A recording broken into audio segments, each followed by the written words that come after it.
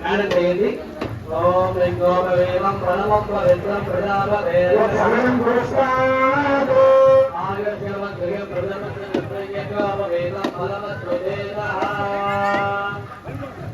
రాజా రామదేవ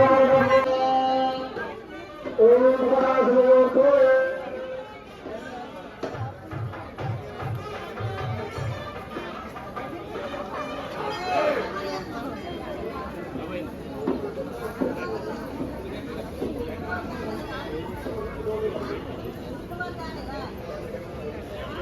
అయ్యా భక్తులు ఏంటంటే ఆ పైన టెంట కింద బళ్ళు పెట్టి అది చాలా నీడగా ఉన్నదని కొంచెం బళ్ళు తీసి ఎండలో పెడితే అక్కడ భోజనాలు అనే కార్యక్రమం జరుగుతూ ఉంటుంది.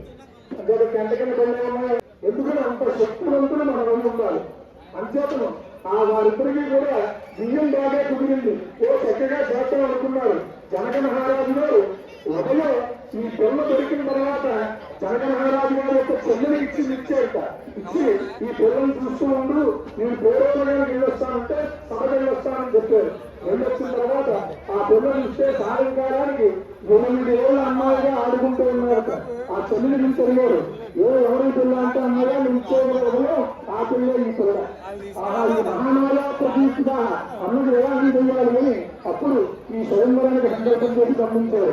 అంతేత జనక మహారాజు గారు వచ్చి ఈ వరుడికి ఆ రామచంద్రమూర్తికి యజ్ఞోపవేటాన్ని వేస్తూ ఉన్నారు. ద్వితీయ యజ్ఞోపవేటం. నమస్కారం చేయండి.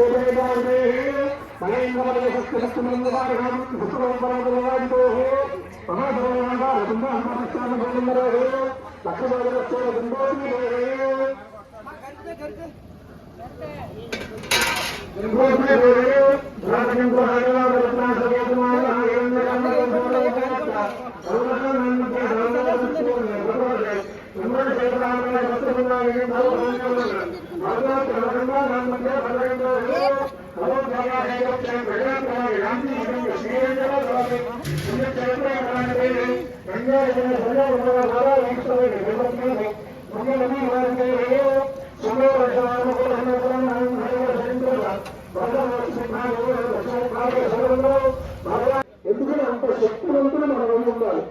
అంచేతను వారిద్దరికీ కూడా బియ్యం బాగా కుదిరింది. చక్కగా చేస్తాం అనుకున్నారు. జనక మహారాజు గారు ఉదయం ఈ పొల్ల దొరికిన తర్వాత జనక మహారాజు గారి యొక్క చెల్లెని ఇచ్చారట. ఇచ్చి ఈ పొల్లను చూస్తూ ఉండు, నేను పూర్వగానికి వెళ్ళొస్తానంటే సభకి వెళ్ళొస్తానని చెప్పారు.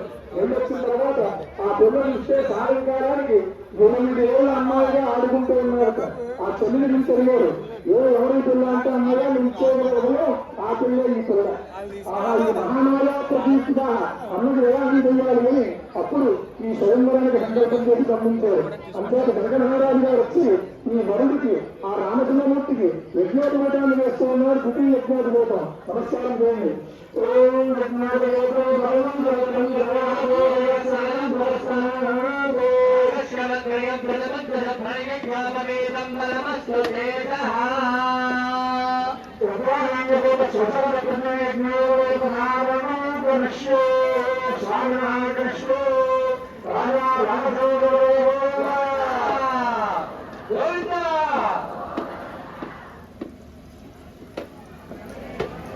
మేడం చేయండి. ఓం లింగోపవేదం ప్రణవం పవిత్రం ప్రజాపతేయం ఆయుర్శవం గృహ ప్రజాపతేయం ఫలవత్వేదః